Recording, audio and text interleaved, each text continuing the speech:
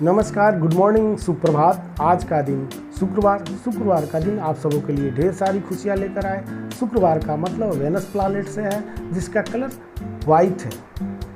माला टोपी लगाए के भक्ति न आई हाथ, दाढ़ी मूछ मुड़ाए के चलो दुनी के साथ, चलो दुनी के साथ। एक छोटा सा शब्द है काई। बारिश के दिनों में अक्सर दीवालों पे, छत पे, जमीन पे हरे कलर की फिसलन टाइप की दिखती है, चिपचिपाहट, उसे काई कहते हैं।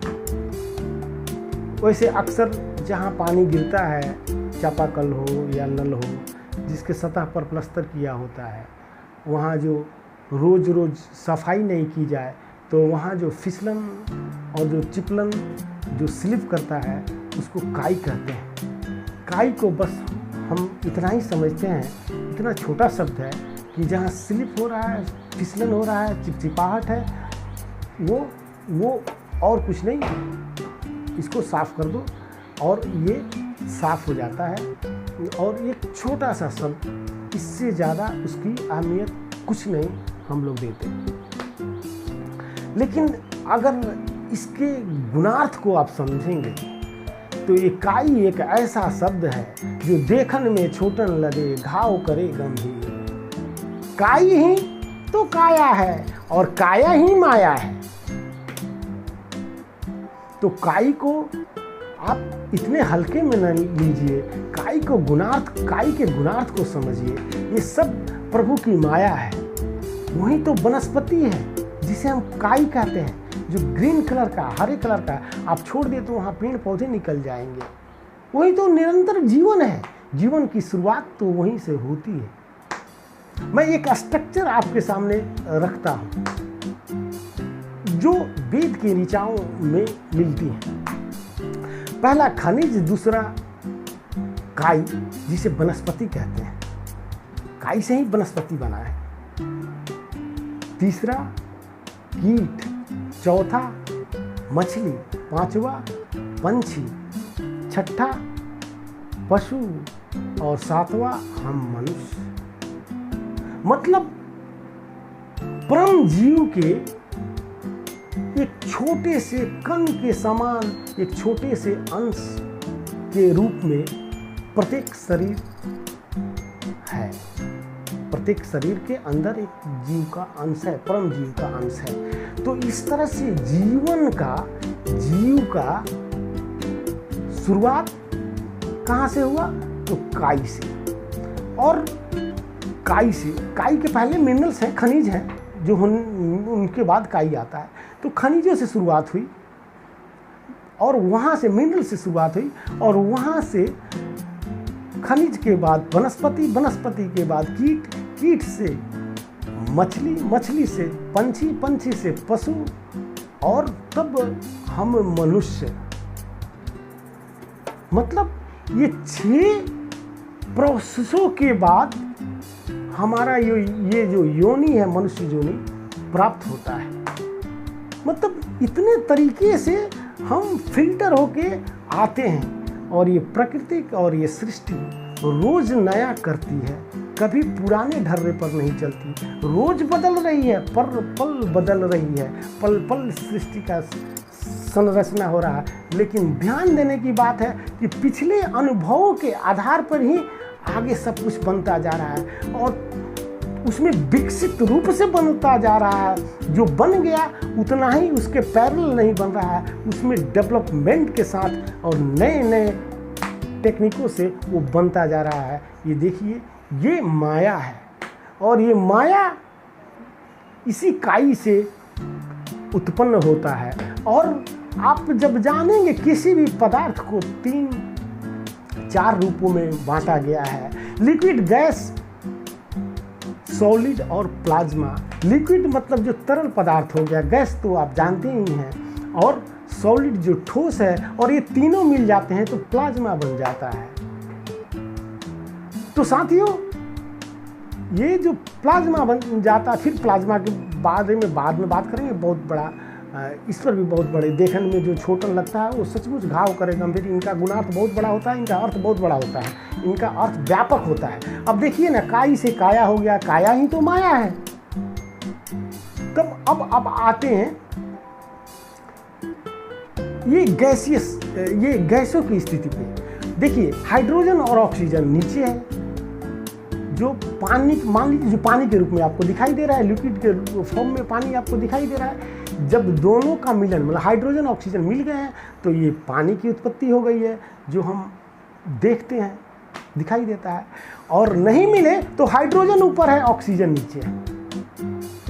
अब बिल्कुल व्हील की तरह, जैसे आपकी धान कुटवाने के लिए जाते हैं मिल में, गेहूं पिसवाने के लिए जाते हैं मिल में, तो आप देखते हैं कि एक व्हील, एक पट्टा लगा दिया जाता है और एक दूसरे को नचाता है। एक छोटा सा अपने से थोड़े बड़े को नचाता है, वो बड़ा वाला उससे बड़े को नचाता है, वो बड़ा वाला उससे बड़े को नचाता है। इस तरह से आप क्या सोचते हैं, हवा ऐसे नहीं बहती, हवा ऐसे नहीं चलती, ऐसे चलती है। गैस ऐसे चलता है, ऐसे चलता है। और इसी गैसियस प्रोसेस की वजह से सृष्टि का संरचना है और सारा खेल निराला है मेरे दोस्त।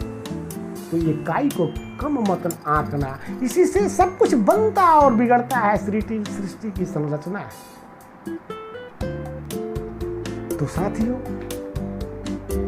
ये 7 प्रोसेस मैंने आपको स्ट्रक्चर बताया। और ये भी बात ध्यान देने योग्य है कि ये जो 3 आधारभूत गैस हैं, हाइड्रोजन, ऑक्सीजन और कार्बन, हाइड्रोजन और ऑक्सीजन के मिलन से ये जीवनदायी हैं। फिर उसमें अमीनो एसिड आता है, फिर जीवन की उत्पत्ति होने लगती है। और ये जब जलने लगते हैं तो कार्बन निकलता है, वही तो मौत है। हाइड्रोजन और ऑक्सीजन जीवनदायी है और कार्बन मृत्यु देती है। यही तीनों गैसों का खेल इस ब्रह्मांड का खेल है, ब्रह्मांड का संरचना है, सृष्टि का संरचना है, और कुछ नहीं। ये तीनों गैसों को, सिर्फ गैस नहीं, ये तीनों शक्तियां हैं। तीनों गैसों को अगर त्रिदेव भी कहा जाए तो कम है। और प्रभु की, परमात्मा की संरचना देख लीजिए, कैसे किस प्रोसेस से एक जीव मनुष्य बन जाता है, उसकी शुरुआत कहाँ से होती है और कहाँ तक पहुँच जाता है। तो दोस्तों, क्या आप जानते हैं, ये वीडियो भी लंबा हो जाता है और बहुत सारी बातें आप कर नहीं पाते हैं, बहुत थोड़े समय में कैसे कह पाएंगे। इसलिए मैं इसको जल्दी से कंप्लीट करता हूँ। आप जानते हैं कि 100% जहाँ हम मनुष्यों की जो आबादी है, जनसंख्या है इस धरती पे 7 अरब के करीब, उसमें सिर्फ 1% ही लोग अपने प्रतिभाओं का उपयोग कर पाते हैं। बाकी तो 99% आते हैं और आपाधापी अपने से रूबरू भी नहीं होते हैं और विदा हो जाते हैं इस धरती से।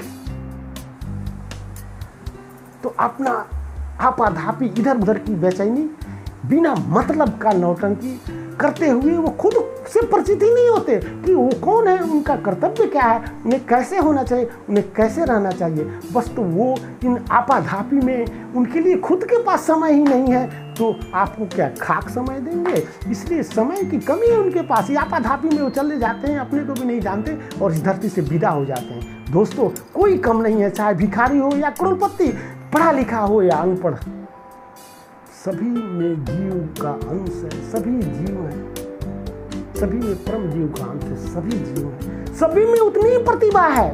बस दरकार है उसको अपने आप से रूबरू होने की। कोई कम नहीं यार, तुम अपने आप को कमजोर मत समझो। जो कमजोर है, जो अपने आप को हीन भावना से देखना ही तो पाप है। ये मैं नहीं, महावीर कहते थे।